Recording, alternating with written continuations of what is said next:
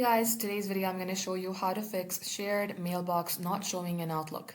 So first of all, what you have to do is come below at the search bar and type in control panel. Open your control panel right here. And in here, you will see programs and features, so go ahead and open it. Right at the section, select anywhere, then type in M.